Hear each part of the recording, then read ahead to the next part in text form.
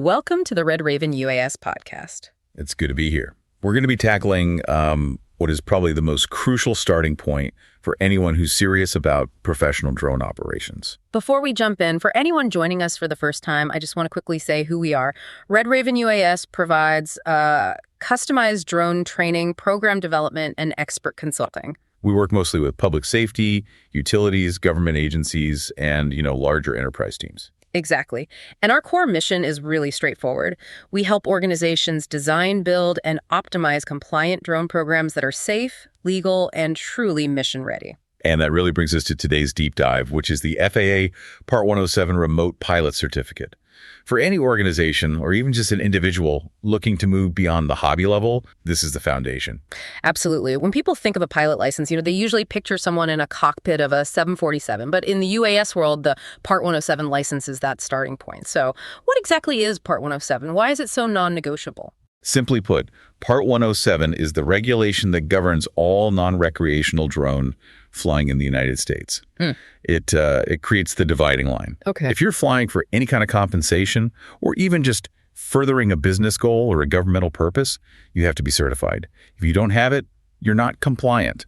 You're operating illegally. That distinction, compensation, or furthering a business goal, that's where I think a lot of people get tripped up. It covers so much more than just, say, a real estate photographer. It really does. And the system we have today is actually pretty streamlined. Part 107 came into effect in August of 2016, and its creation was, it was revolutionary. Before that, it was kind of the Wild West, right? It really was. Before that, the rules were handled through these individual letters of authorization called Section 333 exemptions. And what made those so difficult to work with? Well, imagine needing to get individual permission from the FAA for almost every specific flight you wanted to do. It was a bureaucratic maze. Commercial drone operations were technically illegal unless you got this very specific, very time-consuming permission. Wow. Part 107 changed all that. It standardized the rules for everyone, which ensured safety and, allowed for drones to be integrated into the national airspace based on a single measurable standard. Yeah. It brought structure to the chaos. That makes perfect sense. It brought accountability and a baseline level of knowledge to the whole industry. So let's talk about who actually needs this, because like we said, it's way beyond just filmmakers. Oh, absolutely. It applies across the board. Look at the enterprise world. Construction teams using drones for surveying or mapping. Engineering firms inspecting bridges or flare stacks. Insurance adjusters too, right? After a storm? Exactly. Insurance adjusters doing roof assessments, utility companies flying inspections on power lines or wind farms. The pilots running those missions are operating for a business purpose. They must be certified. And since Red Raven works so heavily with public safety, that's another area where the intent isn't for profit, but it's still considered commercial in the regulatory sense. That's the area that causes the most confusion, and we see it all the time. Law enforcement, fire departments, EMS agencies, they must have their officers and pilots licensed under Part 107. Even though it's public service. Even though it's public service. The key is that they're operating for a governmental purpose, which falls squarely under that definition of non-recreational flight. So whether you're a chief engineer mapping a new facility or a firefighter using a drone to search for a missing person, the requirement for the pilot is the same. It's identical. And the risk of not being compliant is massive. Yeah. You heard about a utility crew recently that was nearly penalized because they thought their internal corporate training was enough. They learned very quickly the FAA only accepts Part 107. And if you don't have certified pilots, you can't get waivers for more advanced stuff like flying over people. Exactly. Your whole program is exposed if the FAA decides to audit you. Compliance isn't just a formality. It's the gateway to being truly mission ready. That really drives the point home. Okay, let's get into the actual certification process, because I think this is where the biggest misconception is.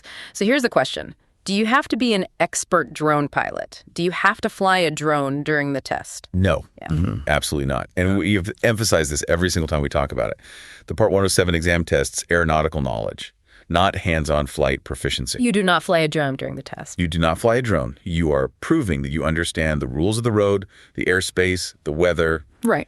all of that before you go fly a professional mission. That must be a huge relief for, say, a program manager who needs the certification for oversight but won't be flying every day.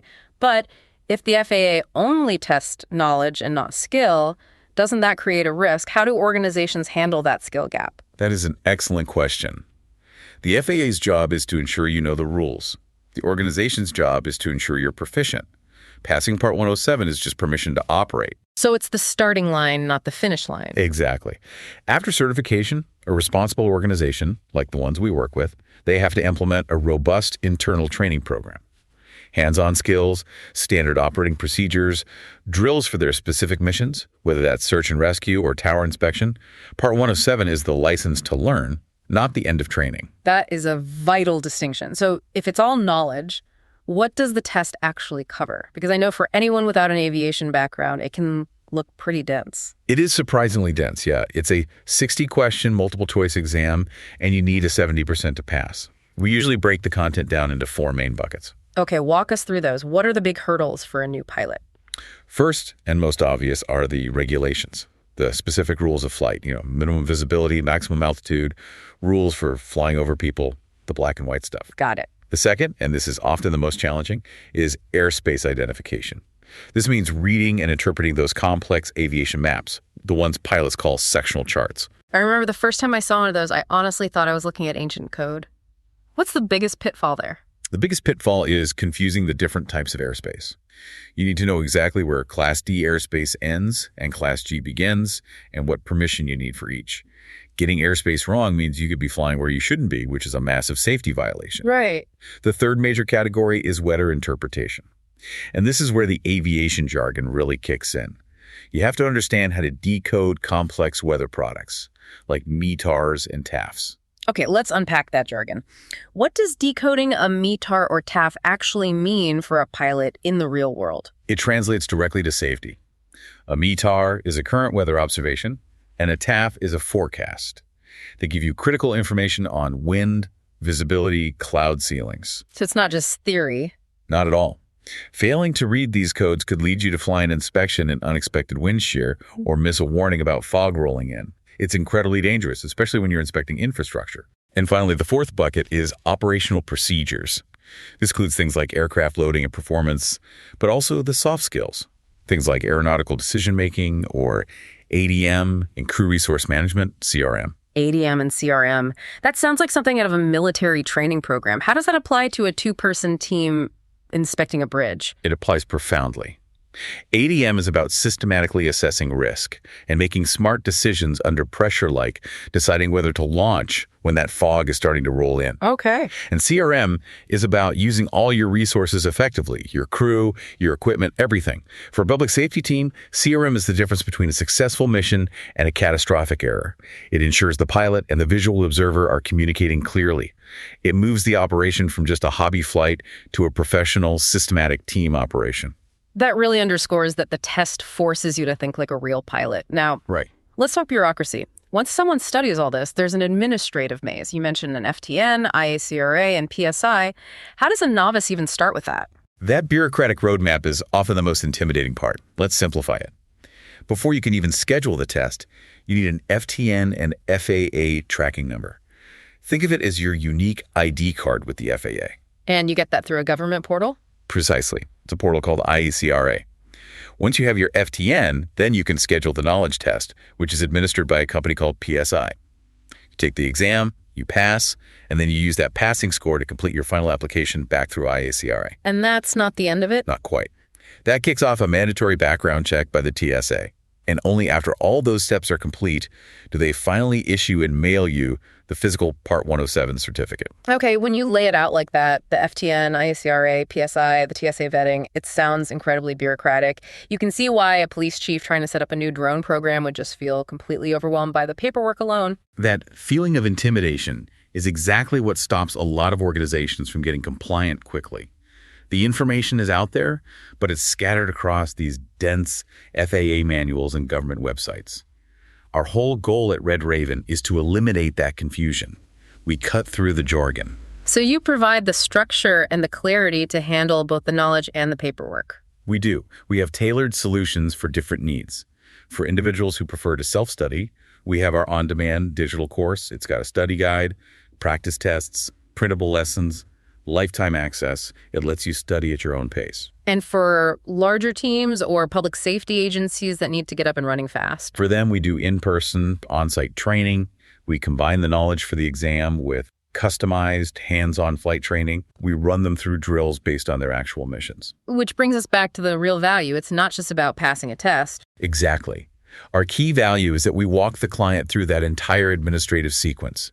The FTN registration, scheduling the exam, the IACRA application. We make sure they pass on the first try and are ready to handle all the required paperwork immediately. That means their program is compliant and effective from day one. That roadmap is just crucial, especially when time is a factor.